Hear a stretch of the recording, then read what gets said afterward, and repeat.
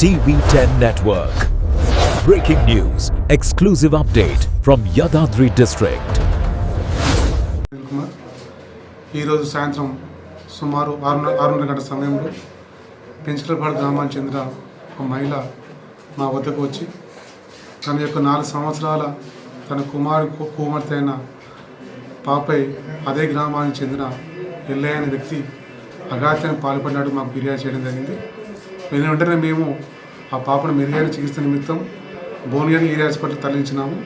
వెంటనే కేసు నమోదు చేసి అది ఎవరైతే నేరానికి పాల్పడిన వ్యక్తిని మేము అదుపులో తీసుకుని విచారణ చేపడుతున్నాం.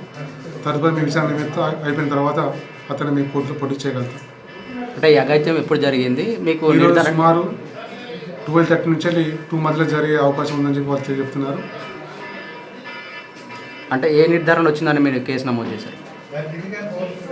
ఆ పాప తన నాన్నమ్మ అయినా తనకు చెప్పడం జరిగింది. సోమసారి వ్యక్తి నన్ను ఇట్లా తన ఇంట్లోకి తీసుకెళ్ళి ఈ విధంగా చేసి చెప్పినది.